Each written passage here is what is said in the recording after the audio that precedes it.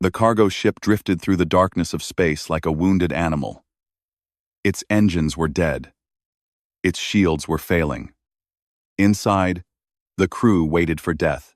Captain Tella stood on the bridge of the Wandering Light and watched the enemy ships circle closer. She was Valori, a species known across the galaxy for their peaceful nature and their beautiful blue skin that shimmered like water under starlight. Her people had never fought a war. They had never needed to. They traded, they sang, they created art that made other species weep with joy. But none of that mattered now. The Drekathy had found them. Tella looked at the main screen and counted 5 ships. The largest one, a massive warship covered in spikes and weapons, moved toward them slowly. The Drekathy were reptilian creatures with scales the color of dried blood. They stood 7 feet tall. They had claws that could tear through metal, and they had one purpose in the galaxy: to capture other species and sell them as slaves. "Captain," said her first officer, a young male named Ren. His voice was shaking. "They are sending boarding pods." Tella closed her eyes. Behind her, she could hear crying. The cargo bay held 43 passengers, including 9 children. They were simple travelers, heading to a new colony world. They had done nothing wrong.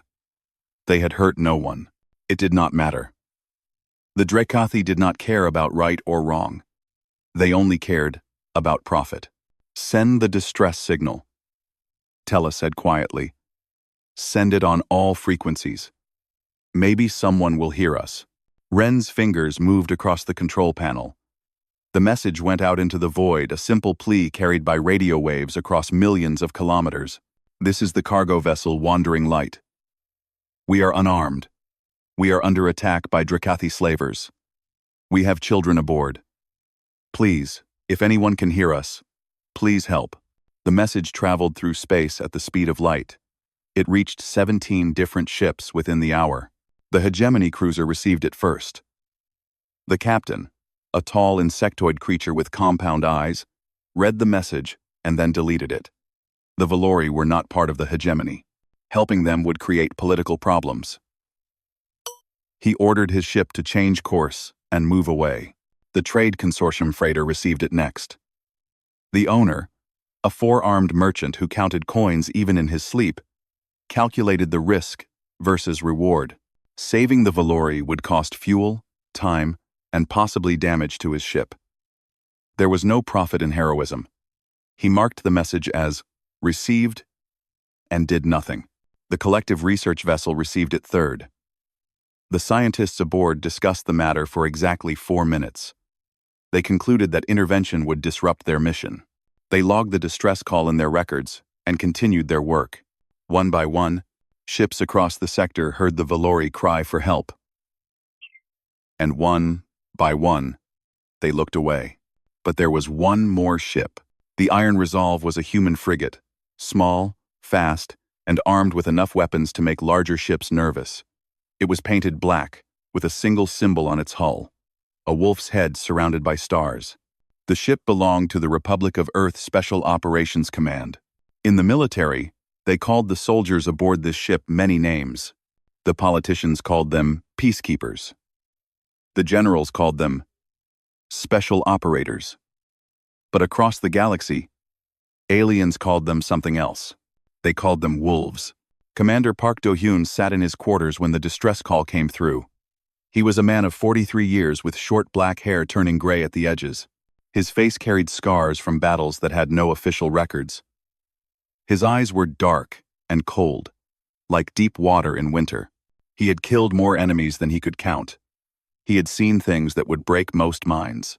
And yet, when he heard the voice of Captain Tella, when he heard her say, "We have children aboard," something inside him shifted.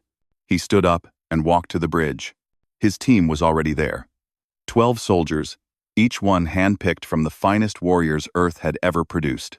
They stood at attention when he entered, but their eyes were asking the same question. Where are we going? Do-hyun played the distress call over the speakers. The room fell silent, as Tella's desperate voice filled the air. When it finished, he looked at his soldiers. Lieutenant Kang Ji-woo was his sniper, a woman with steady hands and eyes that could find targets in complete darkness. Sergeant First Class Yoon Mira handled explosives with the gentle care of an artist. Corporal Baek Sun-ho was built like a mountain and moved like a shadow. Private First Class Oh Tae-won was their medic, a giant man with surprisingly gentle hands. Warrant Officer Nam Eun-ji flew their ship as if it were part of her own body. They were killers. Every single one of them. They had trained their entire lives to deal death with maximum efficiency. But they were also human. The Valori sent this signal to everyone in the sector, Do-hyun said. 17 ships received it. No one answered. He let that sink in. The Drekathi boarding party numbers approximately 200 warriors. They are heavily armed. They are experienced slavers who have done this hundreds of times before. By the time any official help arrives, everyone on that ship will be gone, sold to the highest bidder, worked to death in mining colonies. Or, worse. Ji-woo raised her hand. How many hostiles, sir? I just told you. Then we will have enough targets. A small smile crossed Do-hyun's face. It was not a kind smile. It was the smile of a wolf who had just spotted prey. Change course, he ordered Eun-ji. Maximum speed to the wandering light. The pilot's fingers danced across her controls. The Iron Resolve turned and accelerated, its engines burning hot and bright against the cold darkness of space. Behind them, 17 ships continued on their paths, pretending they had never heard a mother's scream for help. Ahead of them, the Drekathi had begun boarding the Valori vessel. They were laughing as they dragged passengers from their hiding spots.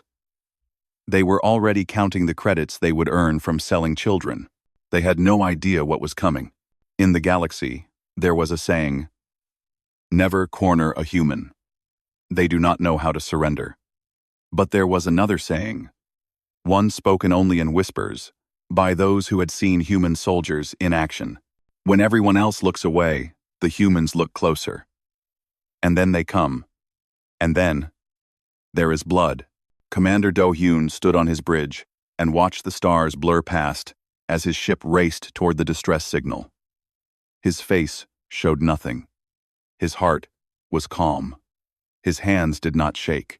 He was not angry. Anger was wasteful, clouded judgment, led to mistakes. He was something far more dangerous. He was certain that he would reach that ship, certain that he would kill every slaver aboard, certain that those children would go home to their families, because that was what humans did. Not because it was profitable, not because it was politically convenient, not because someone had asked them nicely. They did it because somewhere, a mother had begged for help, and no one else had answered. The Iron Resolve dropped out of faster-than-light travel like a knife cutting through silk. One moment, there was empty space. The next moment, there was a warship. Commander Park Do-hyun stood on the bridge and studied the scene before him. The wandering light floated in the distance, its hull scarred from weapons fire. Around it circled 5 Drekathi ships, the largest one, a massive vessel covered in weapon platforms, sat at the center like a spider in its web. That is the Flesh Merchant, said Warrant Officer Nam Eun-ji from the pilot seat. Drekathi command ship. Records say it belongs to someone called Vreth. He is a senior commander in their slaver fleet. How many enemy soldiers on the Valori ship? Do-hyun asked. Sensors show approximately 180 life signs that are not Valori. They are spread across multiple decks. 180 Drekathi warriors against 12 humans. Any tactical computer in the galaxy would calculate those odds and recommend retreat, but the Iron Resolve was not running tactical calculations. It was moving forward. The communication system crackled to life. A deep, rumbling voice filled the bridge, the sound of a Drekathi speaking through a translator. Human vessel, this is Commander Vreth of the Drekathi Empire. You have entered claimed space. These prey belong to us now. Leave immediately, or we will add your crew to our cargo. Do-hyun pressed the response button. His voice was calm, almost bored. Commander Vreth. This is Commander Park Do-hyun of the Republic of Earth Special Operations Command. I am here to collect the passengers of the Wandering Light. You will release them now. Next I. There was a long pause. Then Vreth laughed a horrible, grinding sound like stones being crushed together. You are one small ship, human. I have a fleet. Your threats are empty air. I am not threatening you, Do-hyun replied. I am informing you. There is a difference. You will learn it soon. He cut the communication and turned to his team. Yoonji, keep the iron resolve moving. Draw their fire. Stay alive. The rest of you, we are launching in the stealth shuttle. We attach to the Valori hull, breach through the maintenance airlock on Deck 4, and work our way to the cargo bay where the hostages are being held. Rules of engagement? Asked Lieutenant Kang Ji-woo. Any Dracothi with a weapon dies. Any Dracothi who surrenders gets restrained. Priority is civilian protection. We do not lose a single hostage. Questions? There were no questions. These soldiers had worked together for years. They knew each other's movements, like they knew their own heartbeats. Words were almost unnecessary. 5 minutes later, a small shuttle detached from the iron resolve and slipped into the void. It was painted with special materials that absorbed sensor signals. To the Dracothi instruments, it was invisible, just another piece of space debris drifting in the dark. Meanwhile, the iron resolve began its dance. Unji pushed the engines to maximum and flew directly at the Dracothi fleet. Warning shots streaked past the hull. She did not slow down. Instead, she rolled the ship sideways, slipped between two cruisers, and came up behind them before they could turn. They are trying to lock weapons, said the tactical officer. Let them try, Unji replied with a small smile. She spun the iron resolve in a tight circle, using the ship's smaller size to stay inside the enemy's firing arcs. Every time the Dracothi aimed their heavy cannons, she was already somewhere else. It was not luck. It was 10,000 hours of training combined with reflexes that machines could barely match. On the Wandering Light, the Dracothi had no idea that death was crawling toward them through the darkness. The stealth shuttle attached to the Valori ship's hull without a sound. Corporal Baek Sunho activated the cutting laser and carved a hole through the metal in 30 seconds. One by one, 12 human soldiers dropped into the maintenance corridor. Their boots made no sound on the deck. Their armor was painted in dark colors that seemed to drink the light. They moved in pairs, covering each other, checking corners with the precision of hunting animals. Sergeant First Class Yoon Mira pulled up the ship's schematic on her wrist display. Cargo bay is 3 decks down. Approximately 50 hostages confirmed. Dracothi are guarding all main approaches. Then we do not use main approaches, Do-hyun said. Mira, find me the power junction for this section. Number. She pointed to a panel on the wall. There. Kill the lights. Mira opened the panel and cut 3 wires. Instantly, the corridor went black. Emergency lighting kicked in, but it was dim, casting everything in deep red shadows. In the darkness, 12 pairs of helmet lights activated. They glowed crimson, like the eyes of demons. The first Dracothi patrol rounded the corner 10 seconds later. There were 6 of them, tall, muscular reptiles carrying plasma rifles. They saw the red lights floating in the darkness and froze. They never had time to scream. Corporal Baek Sunho was among them like a ghost. His combat knife found the first throat before the Dracothi could raise his weapon. The second one died with a blade through the gap in his neck armor. The third tried to turn and run. He made it 2 steps. Lieutenant Ji-woo's silenced rifle spoke once from the shadows. The Dracothi fell without a sound. In 6 seconds, 6 enemies were dead. The humans had not made enough noise to alert anyone 20 meters away. They moved on. The pattern repeated across the ship. Dracothi patrols went into dark corridors and never came out. Bodies piled up in corners. hidden from sight. The slavers' communication systems began filling with unanswered calls as squad after squad went silent. On the Flesh Merchant, Commander Vreth watched his tactical display with growing unease. His soldiers were disappearing. 40 of them had stopped responding in the last 10 minutes. He tried to reach his captains aboard the Valori ship. No one answered. "Send more soldiers," he ordered. "Find out what is happening on that ship." His officers obeyed. More boarding pods launched from the Drakathi fleet, carrying fresh warriors into the fight. They had no idea they were feeding themselves into a grinder. On the Wandering Light, the human team reached the cargo bay level. Through a ventilation grate, they could see the hostages, 43 Valori, huddled together on the floor. 9 children clung to their parents, faces wet with tears. Drakathi guards walked among them, kicking those who cried too loud. One guard grabbed a young Valori girl by her arm and dragged her toward the door. "This one will bring good price," he said to his partner. "Young ones always sell fast." He never finished the sentence. The ventilation grate exploded outward. Private First Class Otewan came through it like a missile, his massive body slamming into the guard with enough force to shatter bones. The Drakathi hit the wall and did not get up. His partner raised his weapon. Tewan grabbed the rifle barrel, bent it sideways with his bare hands, and then used it to break the slaver's skull. Behind him, the rest of the team poured into the cargo bay. Gunfire erupted short, controlled bursts that dropped Drakathi guards one after another. The slavers had numbers, but they had never faced anything like this. Humans moved faster than they could track. Humans hit harder than they could believe. Humans took wounds that should have killed them and kept fighting as if pain was just another sensation to ignore. In 90 seconds, it was over. 28. Drakathi lay dead on the cargo bay floor. The Valori hostages were unharmed, shocked, terrified, but alive. Tewan knelt beside the young girl who had nearly been taken. She was shaking so hard she could barely speak. "Are you hurt?" he asked. Softly, she shook her head. "Good. Stay close to me. No one will touch you again. I promise." He meant it. And somewhere deep in her heart, the child believed him.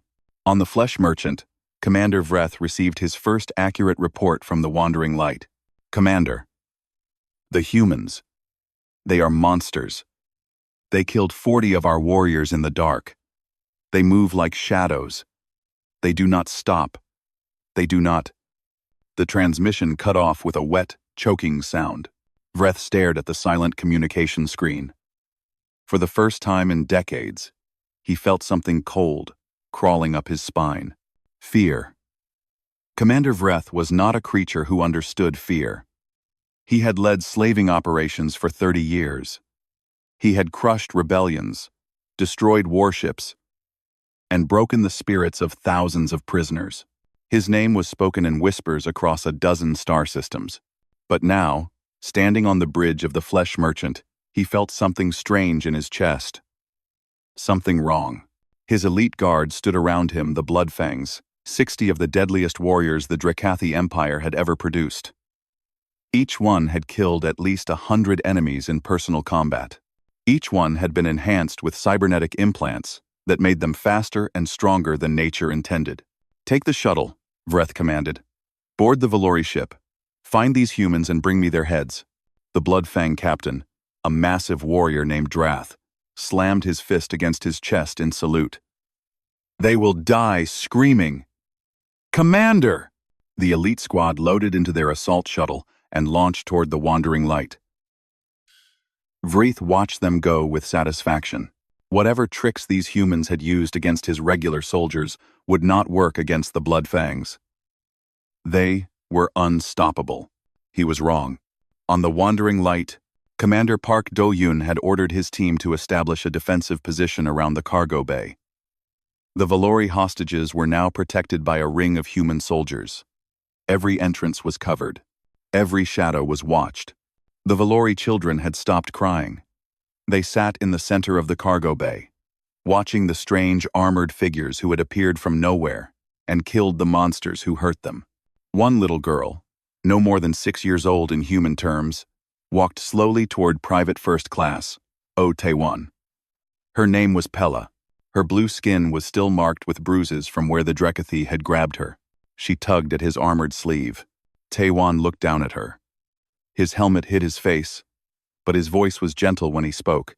"Yes, little one. Are you angels?" Pella asked. "My mother told me stories about angels. They come from the sky and save people." Taewon was quiet for a moment. Then he knelt down, so his helmet was level with her face. He removed it, showing her his human features. Brown eyes, short black hair, a kind smile. "No," he said softly. "Angels do not carry guns. Then what are you?" "We are the people who answer when no one else will." Pella considered this with the seriousness that only children can manage. Then she nodded, as if it made perfect sense, and sat down next to him. She did not seem afraid anymore. Around them, the other soldiers checked their weapons and waited. They knew more enemies were coming. They could feel it in the vibration of the deck. Another shuttle had just attached to the hull. "Contact in 2 minutes," said Sergeant First Class Yoon Mira, checking her scanner. 60 life signs. They are coming through the main corridor. "Bloodfangs," said Do-hyun. He recognized the tactical formation from intelligence reports. Drekathy elite. Cybernetically enhanced. Trained to kill since birth. "So they are the best the lizards have?" Corporal Baek Sunho cracked his knuckles. "Good. I was getting bored." Lieutenant Kang Jiwoo did not joke. She climbed into the rafters above the cargo bay, her rifle already pressed to her shoulder. From up there, she could see every entrance. She could count the heartbeats of enemies before they appeared. "In position," she said through the communication system, ready to engage. Do-hyun gave final orders. Sergeant Choi Yuna, Corporal Han Sojin hold the center line, overlapping fields of fire. Mira, prepare demolition charges on the secondary entrances. If they try to flank us, collapse the corridors on them. Everyone else? Adaptive response. Protect the civilians at all costs. The soldiers moved into position. The Valori huddled together, watching with wide eyes. They had never seen anything like this, creatures who prepared for violence with such calm efficiency. The cargo bay doors exploded inward. Drath led the charge, his massive cybernetic body smashing through the weakened metal. Behind him came the Bloodfangs, roaring war cries that had made entire planets surrender in terror.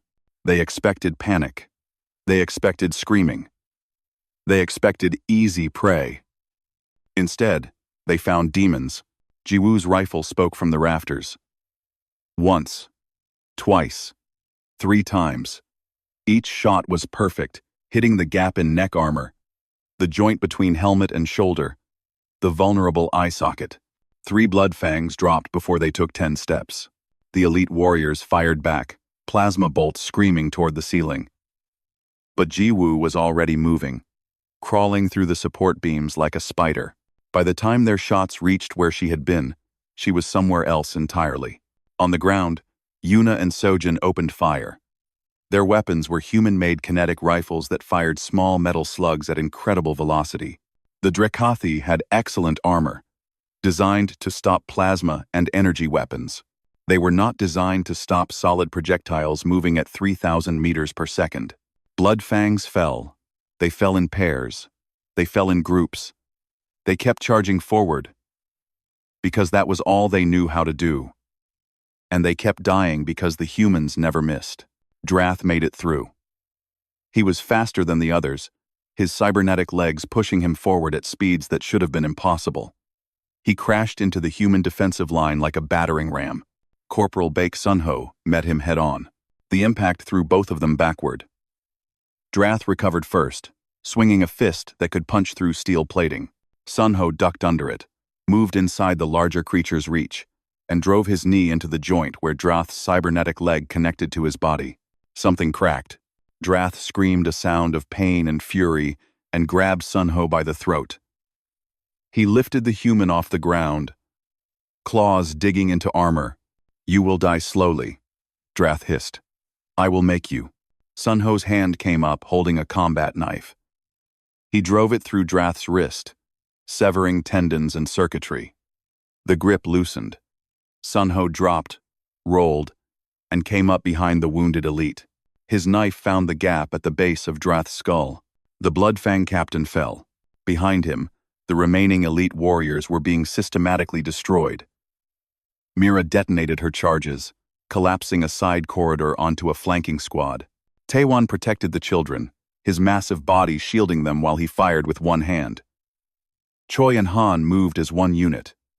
Their coordination so perfect it seemed choreographed. And from the rafters, Ji-woo kept firing. One shot, one kill. Over and over and over. In the end, only 5 Bloodfangs remained standing. They were the strongest, the most enhanced, the survivors of 100 battles. They looked at the bodies of their brothers. They looked at the humans who stood among the carnage, barely breathing hard. They looked at the cold eyes behind those dark helmets. And for the first time in their lives, the Bloodfangs ran. They fled back through the corridors, back to their shuttle, back to the safety of the flesh merchant. They had been trained to never retreat, to fight until death, to show no weakness. But some part of them, some ancient, reptilian instinct, buried deep in their brains, recognized what they were facing. Predators. True predators. The kind that did not stop, did not tire, did not show mercy. The kind that haunted nightmares. On the flesh merchant. Commander Vreth watched his elite warriors stumble back onto his ship. They were wounded, terrified, broken. The mightiest soldiers in his fleet had been destroyed by 12 humans. His first officer approached nervously. "Commander, what do we do?" Vreth stared at the tactical display. The wandering light still floated in space. That tiny human frigate still dancing among his fleet. Mocking him. "Pull back our forces from the Valori ship," he said quietly. "All of them." "Sir, do it." He did not know how to defeat these creatures. He did not know if it was possible. But he knew one thing for certain. He had woken something terrible. And now he had to figure out how to survive it. The Drekathy retreat was not organized. It was chaos. Soldiers ran through the corridors of the wandering light, abandoning their posts, leaving their weapons behind. They pushed and shoved to reach the remaining transport pods. Some of them killed each other in their panic to escape. Behind them, in the cargo bay, Commander Park Do-hyun watched their heat signatures fade on his scanner. He did not pursue. There was no need. The Drekathy were already broken. "Hostile forces are evacuating," reported Sergeant First Class Yoon Mira. "Approximately 87 remaining. They are all heading for the docking ports." "Let them go," Do-hyun said. "For now." Corporal Baek Sun-ho looked disappointed. "Commander, we could finish this. Push forward. Clear the entire ship." "We could," Do-hyun agreed. "But our mission is protection, not extermination. The civilians are safe. That is what matters." He walked to where Captain Tella stood among her frightened crew. The Valori captain was shaking, her blue skin pale with shock. She had watched the battle from behind a cargo container, unable to look away, unable to understand what she was seeing. "Captain," Do-hyun said gently, "your ship is clear. Your people are safe." Tella stared at him. Her mouth opened and closed several times before words came out. "How? How did you do that? There were so many of them. They are Drekathy. They are warriors. And you. We trained for this," Do-hyun said simply. "It is what we do, but you are so few. Just 12 of you, against hundreds. Numbers are not everything, Captain. Will matters more. And we have a great deal of will." Before Tella could respond, a warning alarm cut through the ship. Lieutenant Kang Ji-woo's voice came over the communication system, sharp and urgent. "Commander, the Drekathy warship is powering weapons. They are targeting both vessels. Do-hyun's expression did not change, but his eyes grew colder. He had expected this.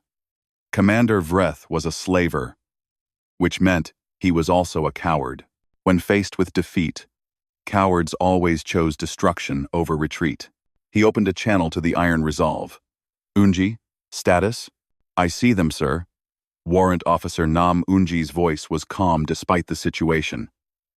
The flesh merchant is charging main cannons. Estimated time to firing: 90 seconds. Can you disable their weapons? Negative.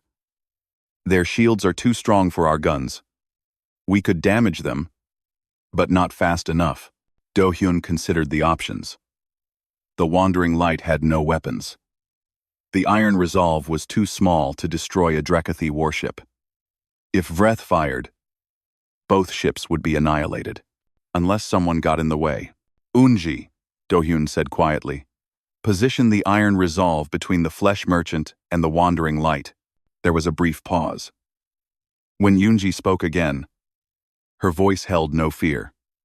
Understood, Commander. Moving to intercept position. What are you doing? Tella asked, not understanding. Our ship will block their shot, Do-hyun explained. If they want to destroy you, they will have to destroy us first. But that will kill your crew, perhaps. But it will also give Earth a reason to respond. The Drekathi know what happens when they kill human soldiers. They know what our people did in the last war. They will not risk it. We can see the flan. We will be formant persite. We will not risk it. Tella shook her head in confusion. What did your people do? Do-hyun was silent for a moment. The memories were not pleasant.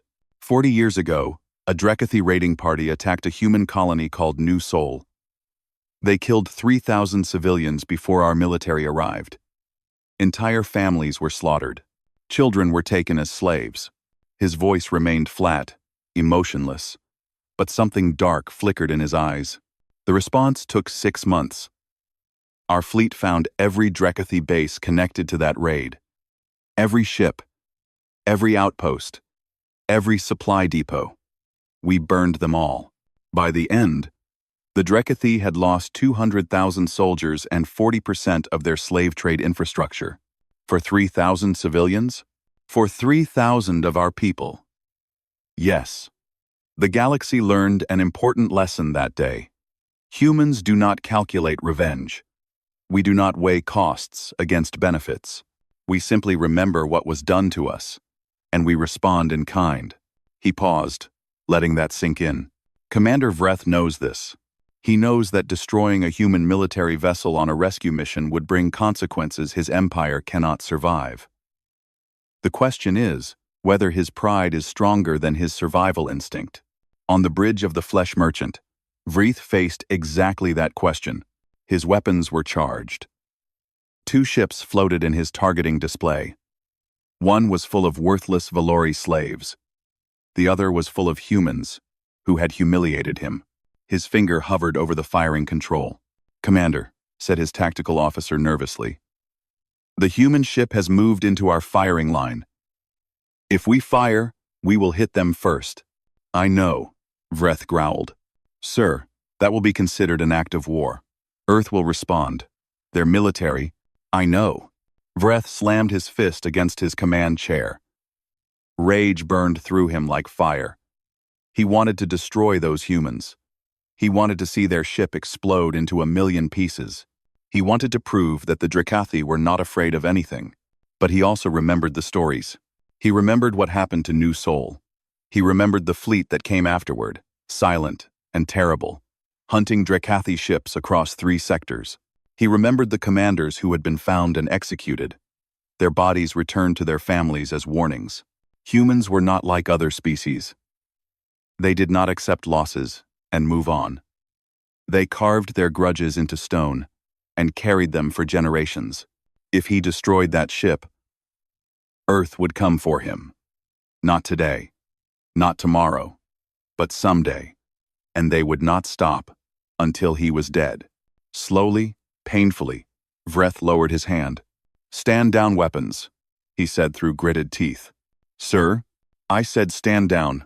We are leaving. His officers stared at him in shock. The Drakathi never retreated. The Drakathi never showed weakness.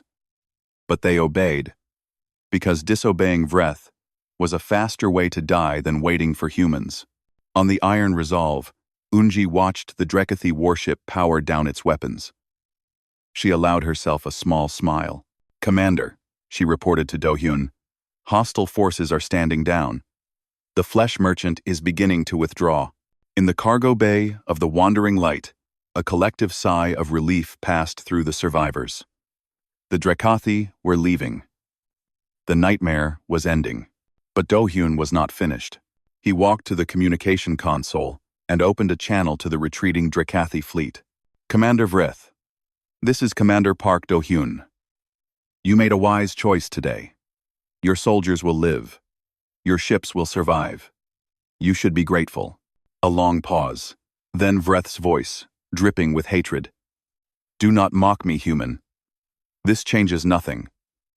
We are Drakathi. We do not forget insults. Neither do we, Do-hyun replied.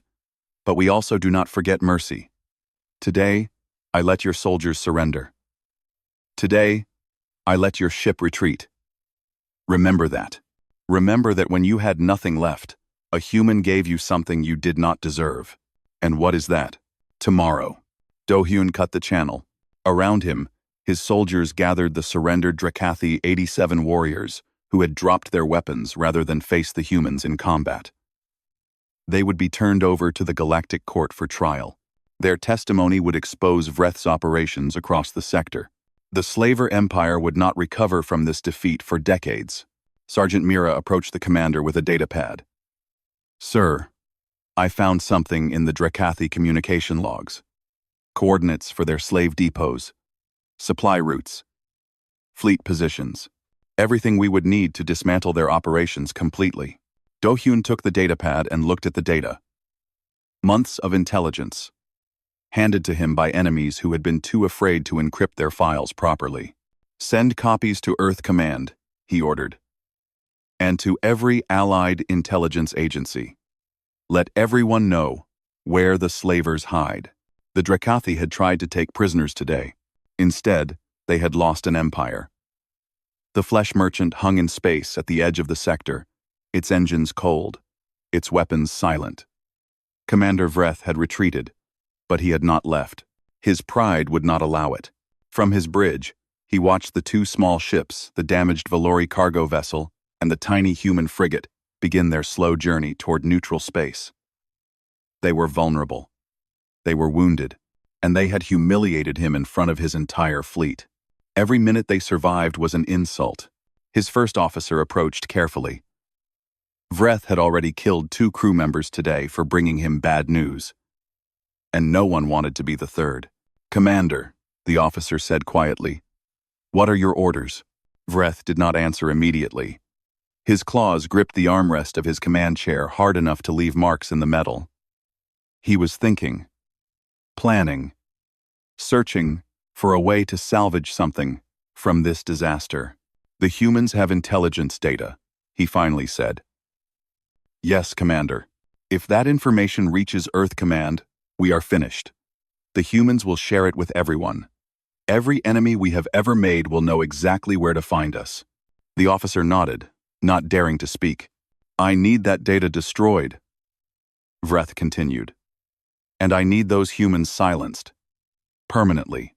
But Commander, you said attacking them would bring war with Earth. I said nothing about attacking them. Vreth's eyes narrowed. I said I need them silenced. There are other ways. He pressed a button on his chair, opening a channel to the human frigate. Commander Park Do-hyun. This is Commander Vreth. I wish to discuss terms. On the Iron Resolve, Do-hyun listened to the transmission with a neutral expression. His soldiers exchanged glances. Terms? The Drakathi wanted to negotiate? What terms? Do-hyun replied. You have something I need. Intelligence data taken from my soldiers. I want it returned. And what do I receive in exchange? Your lives. Vreth's voice carried the weight of threat. My ship has enough firepower to destroy both vessels. I chose to retreat, but I can change my mind. Give me the data, and you may leave peacefully. Do-hyun considered this for exactly 2 seconds. No. Silence on the channel. Then, you refuse? I refuse. That data will be used to free thousands of slaves your empire has taken. Their lives are worth more than our lives. Your threat means nothing. Then you will die. Perhaps. Do-hyun's voice remained perfectly calm. But so will you. Not today. Not by my hand. But if you kill us, Earth will remember. Earth always remembers. Your name will be added to a very short list, Commander. The list of beings who have killed human soldiers in the line of duty. Everyone on that list is dead now. Do you understand? Every single one. Every single one. Another long silence. You are bluffing. I never bluff. Do-hyun paused. But I will offer you something else. A different kind of negotiation. Do-hyun, Papakli. Do-hyun, I am listening. I will come to your ship. Alone. Unarmed. We will speak face to face. If you can convince me that releasing this data would cause more harm than good, I will consider your request. If not, you will let us leave. Either way, no more blood today. On the flesh merchant, Vreth leaned forward in his chair. The human was offering himself as a hostage? This was unexpected. Why would you do this? Because I want to end this without more killing. I have seen enough death today. So have you. Vreth thought about the offer. A human commander, alone on his ship, surrounded by Drakathi warriors. Even if the man carried no weapons, surely he could not defeat an entire crew by himself. And if Vreth could capture him, perhaps that would be leverage enough to retrieve the stolen data. Agreed, Vreth said. Dock at Port 7. Come alone. Do-hyun cut the channel and turned to his team. Their expressions ranged from concern to disbelief. Commander, this is insane, said Lieutenant Kang Ji-woo. You cannot go alone. I can and I will. They will kill you. They might try. Do-hyun removed his weapons, sidearm, knife, grenades, and placed them on the table. If I do not return within 2 hours, take the Wandering Light to neutral space. Report everything that happened. Make sure Earth knows. Sir, that is an order, Lieutenant. Ji-woo wanted to argue, but she had served under Do-hyun for 6 years. She knew that look in his eyes. Nothing would change his mind. 2 hours, she said finally. If you are not back, we come in after you. You will do no such thing. You will complete the mission. The civilians come first. Always. He walked to the shuttle bay without looking back. 20 minutes later, Commander Park Do-hyun stood in the throne room of the flesh merchant. Around him, 50 Drakathi warriors formed a circle, their weapons ready. Vreth sat on his command chair, elevated above the floor, looking down at the small human with something between curiosity and contempt. You came, Vreth said. I did not think you would actually do it. I said I would. I do not lie. How noble. How human. Vreth descended from his throne, his massive body towering over Do-hyun. You realize that I could kill you right now? With my bare hands? You could try. Try? You stand in my throne room, surrounded by my warriors, with no weapons. What could you possibly do to stop me? Do-hyun reached into his pocket slowly, so the guards would not fire, and pulled out a small data chip. He tossed it at Vreth's feet. The Drakathi commander picked it up, confused. What is this? The data you wanted. All of it. Coordinates for every slave depot, military installation, and supply route within 50 light years of here. Vreth's eyes widened. You are giving it to me? Vreth's? You are giving it to me? I am showing it to you. Look at the files. Vreth inserted the chip into a display console. The screen lit up with information, but not the information he expected. Instead of his own fleet data, he saw something else. Drakathi command structure, payment records, communication logs, Names and locations of every commander involved in slaving operations across 3 sectors. This is internal data. Your intelligence network was compromised 12 years ago, Do-hyun said calmly. We have been watching your operations ever since. We know everything. Every ship. Every base. Every slave you have ever taken. That is impossible. Is it? Look at File 7. Your personal accounts. Your hidden assets. The estate you built on your homeworld, with money stolen from your own soldiers. Vreth's face went pale. Here is my offer, Do-hyun continued. You leave now. You pretend this never happened. You close your operations in human-adjacent space and never return. In exchange, this data stays hidden. Your superiors never learn how much you have stolen from them. Your enemies never learn how vulnerable your supply lines are. You are blackmailing me. I am offering you a way out. The alternative is simple. You kill me today, and within 6 months, your entire sector burns. Not because of me, because of what happens when Earth learns you killed human soldiers, protecting children. He stepped closer to Vreth, showing no fear despite being surrounded by enemies. We ended a galactic war in 3 years, Commander. We did it with fewer ships and fewer soldiers than anyone thought possible. We did it because we do not fight for territory or resources or pride. We fight because we remember our dead, and we fight until the enemy cannot fight anymore. His voice dropped to barely a whisper. Do you really want to find out what we would do for something we actually care about? Vreth looked into the human's eyes. He saw no bluff. No fear. No hesitation. No hesitation. Hesitation. He saw only certainty. The kind of certainty that came from a man who had already accepted death and simply wanted to make sure his enemies died first. Take your shuttle, Vreth said quietly. Leave my sector. Never return. Do-hyun nodded. A wise choice. He turned and walked toward the door. 50 Drekkathi warriors watched him go, their weapons still raised, their fingers trembling on triggers. None of them fired. When the shuttle left the flesh merchant's docking bay, Commander Vreth collapsed into his command chair.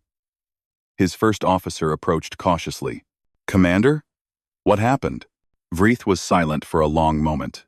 Then, set course for home. Maximum speed. Sir, we are done here. All operations in this sector are suspended until further notice. But Commander, the slaves, the prophets. I do not care about the prophets. Vreth snarled. That human. That creature. He looked at me like I was prey. Like I was the weak one. Like everything I have built could be swept away by a single word to his government. He shuddered. I have seen death, Lieutenant. I have caused death. But I have never seen anything like the look in that man's eyes. He was not afraid to die. He was not afraid of anything. He stared at the viewport, watching the human shuttle grow smaller in the distance. That is what monsters fear, Lieutenant. Creatures who have nothing left to lose. The flesh merchant turned and fled into the darkness. It would never return. The stars moved slowly, past the observation deck windows. The wandering light was limping toward Nexus Station, its engines running at half power, its hull held together by emergency repairs and hope. Beside it, the Iron Resolve flew in silent escort, ready to intercept any threat that might appear. But no threats came. The Drekkathi fleet had vanished hours ago. The void was empty, except for distant stars and drifting debris. For the first time, in what felt like forever, the universe was quiet. Commander Park Do-hyun stood at the observation deck's largest window, his hands clasped behind his back. He had removed his armor and wore simple military fatigue's black fabric that made him almost invisible in the dim lighting. His reflection stared back at him from the glass, a ghost overlaid on the infinite darkness beyond. He heard footsteps behind him, soft, hesitant, unfamiliar. Captain Tella approached slowly, as if afraid she might disturb something sacred. Her eyes, large and golden, like two small suns, were fixed on the human with an expression that mixed gratitude with something deeper. May I speak with you? She asked. Do-hyun turned slightly. Of course, Captain. How are your people? They are resting. The children are finally sleeping. Some of my crew are still in shock. But, she paused, searching for words. They are alive. Because of you. All of them. We were doing our job. No. Tella shook her head firmly. That is not enough of an explanation. I need to understand. Please. She moved to stand beside him at the window.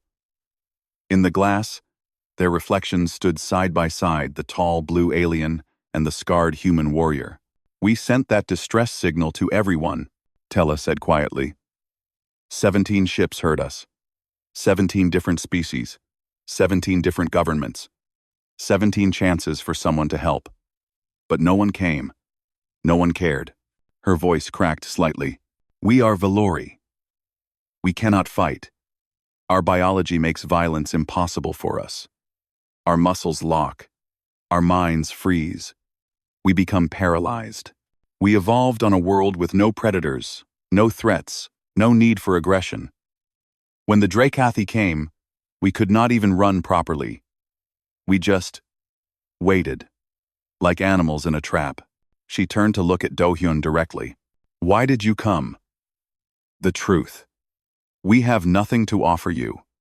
We are not part of your alliances. We have no strategic value, no resources worth fighting for. By every calculation that governs galactic politics, we are worthless.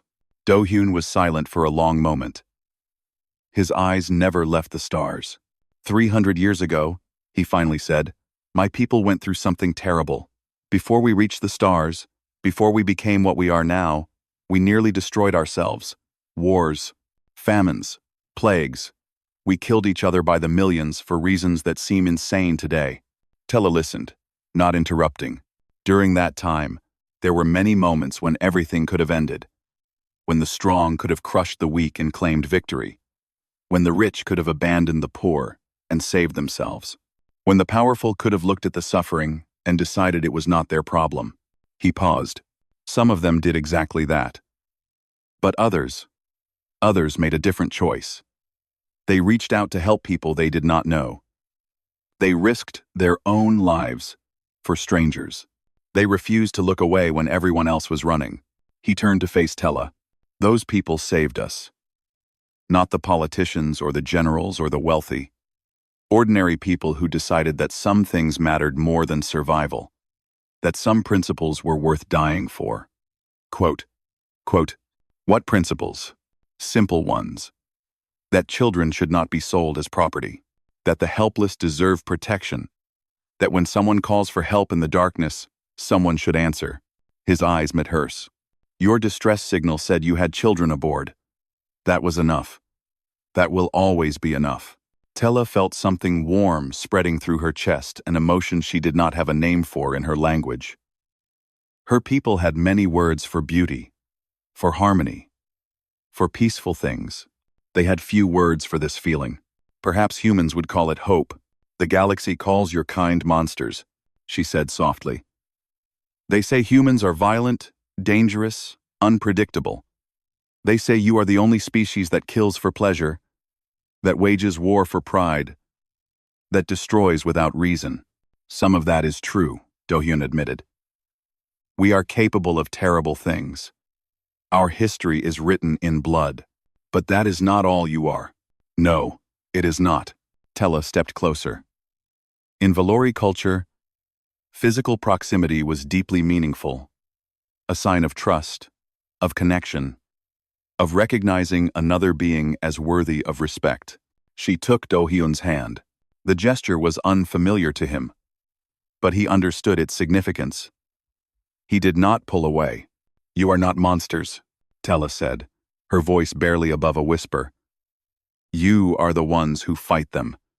You are the sword that protects the weak. You are the wall that stands when everything else falls. We are just soldiers. No. You are more than that. Today, you taught me something I did not know was possible. You showed me that strength can be used for kindness, that violence can serve peace, that the capacity for destruction can live alongside the choice to protect. She squeezed his hand gently. My people will remember what you did here. My children's children will tell stories about the day the humans came, not as monsters, as guardians, as the ones who answered when no one else would. Do-hyun looked at her for a long moment. Something softened in his expression just slightly. Just for a moment. Captain, I have killed many enemies in my life. I have done things that keep me awake at night. But today, I saved people. Today my soldiers protected children instead of taking lives. He managed a small, tired smile. Today was a good day. They stood together at the window, watching the stars drift past, as the two ships continued their journey toward safety. Behind them, in the crew quarters, the Valori children slept peacefully for the first time since the attack began. Private First Class Oh Tae-won sat outside their door, his massive frame blocking the entrance, his weapon resting across his knees. He would stay there all night. No one would touch them. In another room, Lieutenant Kang Ji-woo cleaned her rifle with careful, practiced movements. She had fired 23 shots today. 23 confirmed kills. Each one a life ended, a future erased. She did not feel guilt. She felt satisfaction. Those lives had been spent purchasing the safety of innocence. There was no better use for a bullet. I was bin splant. And Fort I was bin splants. Sergeant First Class Yoon Mira sat with Sergeant Choi Yuna and Corporal Han So-jin, playing cards and talking quietly. They did not discuss the battle. There was no need. They had all been there. They had all done their jobs. Tomorrow there would be reports to file, wounds to treat, equipment to repair. But tonight, they could rest. Tonight, they had won. On the bridge of the Iron Resolve, Warrant Officer Nam Eun-ji plotted the course to Nexus Station. Her hands moved across the controls with the same precision she had shown during combat. But her shoulders were relaxed now. Her breathing steady. She allowed herself a moment of pride. Her flying had saved lives today. Her ship had stood between the innocent and destruction. Every hour she had spent training, every simulation she had run, every sacrifice she had made, it had all been worth it.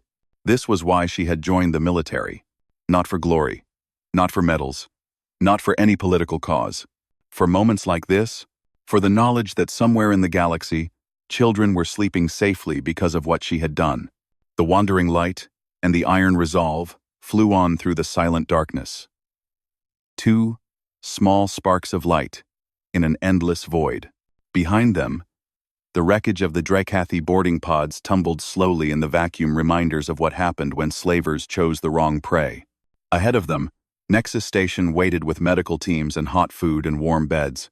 And somewhere, in a Drakathi command ship fleeing toward the edges of known space, Commander Vreth stared at the wall of his quarters and tried not to remember the look in a human's eyes. He failed. He would have nightmares for the rest of his life. The news spread faster than light. Within hours of the Wandering Light's arrival at Nexus Station, every major news network in the sector was running the story. Within days, it had reached the core worlds. Within weeks, it was being discussed in the highest chambers of galactic government. The headlines varied, but the message was the same. Valori vessel, rescued by human special forces. 17 ships ignored distress call, humans did not. Drakathi elite guard routed by 12 human soldiers. What happens when you corner humanity's wolves? The 17 ships that had received the distress call and done nothing found themselves at the center of a storm. Their governments faced public outrage. Their captains faced official inquiries. Their citizens asked uncomfortable questions that had no good answers. How could they justify ignoring children in danger? How could they explain turning away from obvious injustice? How could they claim to be civilized when they had chosen to let innocents die? The hegemony captain who had deleted the distress signal was stripped of his command. The trade consortium freighter owner faced lawsuits from his own shareholders.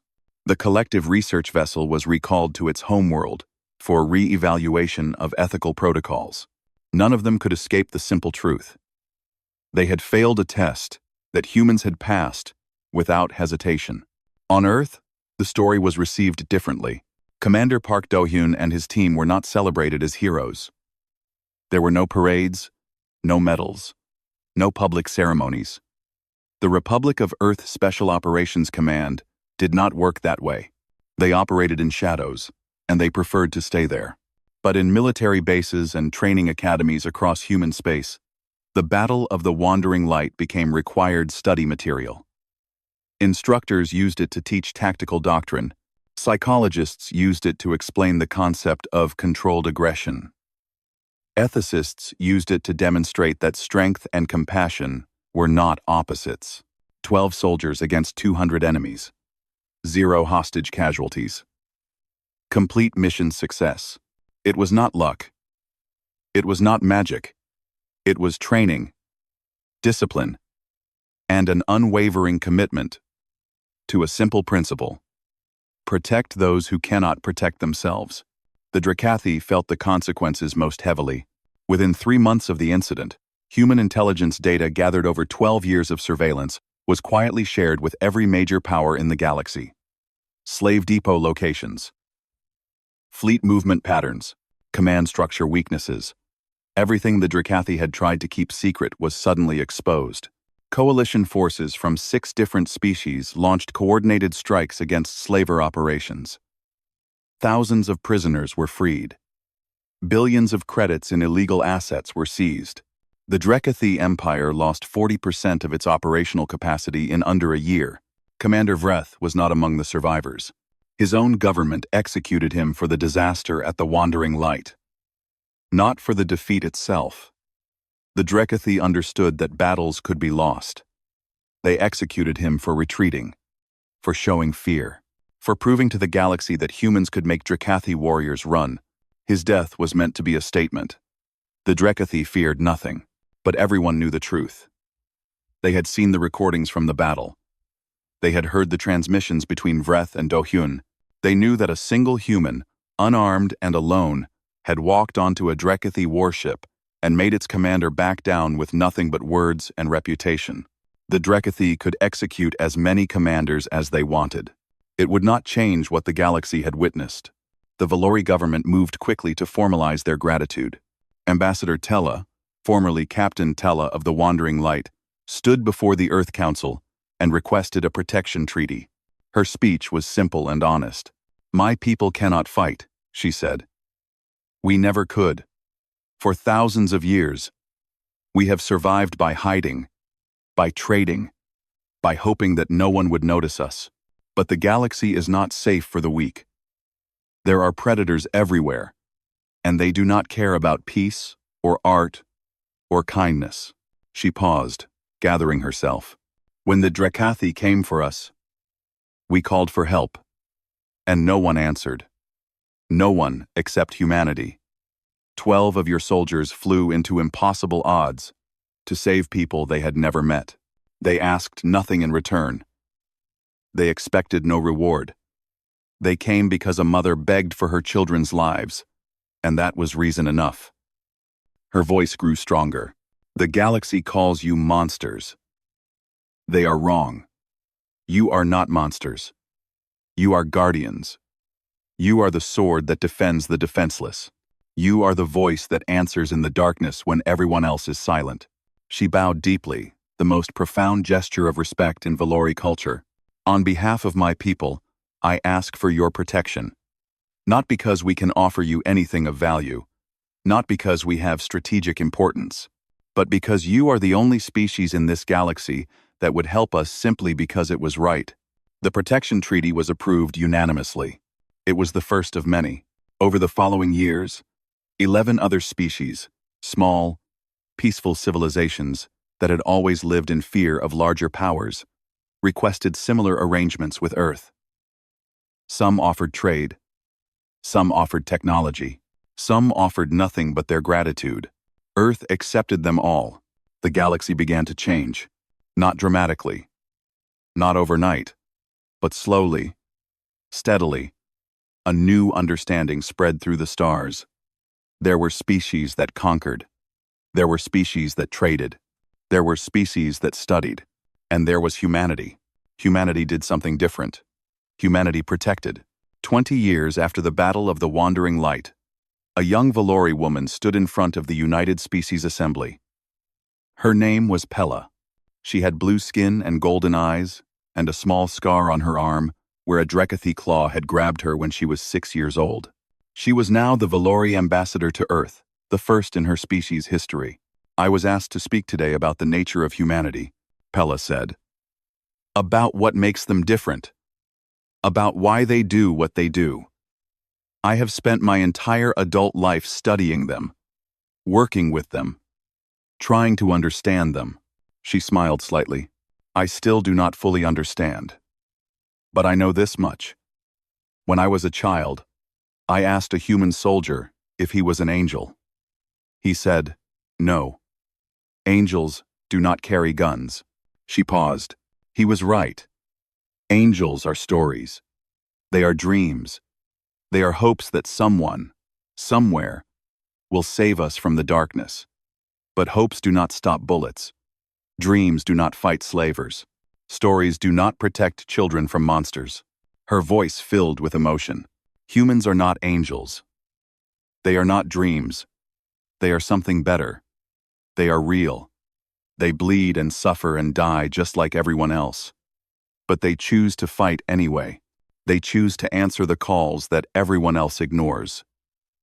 They choose to stand between the innocent and the darkness, even when it costs them everything. She looked across the assembled delegates, representatives of 100 species, watching her with varying expressions of interest, skepticism, and respect. "The galaxy is not safe," Pella continued. "It never will be. There will always be predators. There will always be those who see the weak as prey. There will always be darkness waiting to consume the light. But there will also be humans. When everyone else looks away, they look closer. When everyone else runs, they stand firm. When everyone else gives up, they fight harder. They are not perfect. They are not gods. They are flawed and complicated, and sometimes frightening. But when the darkness comes, when the monsters appear, when hope seems lost," she straightened, standing tall, her golden eyes shining. "The humans will answer. They always answer. And that is why my people chose to stand with them. That is why I am here today. That is why, no matter what challenges the future brings, I will never forget what a human soldier taught me when I was 6 years old." She looked directly at the human delegation, where an old man with scars on his face sat quietly in the back row. Their eyes met. He nodded once. She nodded back. "When everyone else looks away," Pella said, her voice carrying to every corner of the chamber, "humans look closer. And then they come. And then the monsters learn to fear. That is who they are. That is why the galaxy is safer today. And that is why, when the distress calls go out, the humans will always, always answer." The chamber was silent for a long moment. Then, slowly, the applause began. It did not stop for a very long time. Far away, on a quiet colony world, Commander Park Do-hyun, retired now. His hair completely gray, sat on his porch and watched the sunset. He did not know about the speech at the assembly. He did not care about politics or fame or legacy. He was thinking about his soldiers. The ones who had served with him. The ones who had lived. The ones who had died. He was thinking about the children on the wandering light. He had never seen them again, but he hoped they were happy. He hoped they had grown up safe and strong. He was thinking about the distress call that had changed everything. "We have children aboard. Please help." He smiled slightly. Some things were worth fighting for. Some calls were worth answering. Some principles were worth dying for. He had known that all his life, and he was glad the galaxy was finally beginning to understand. The sun set slowly, painting the sky in shades of orange and gold. Commander Do-hyun closed his eyes and rested. His work was done. But somewhere in the darkness of space, the next generation of wolves was training, learning, preparing. The galaxy would always need guardians. and humanity would always provide them. Always.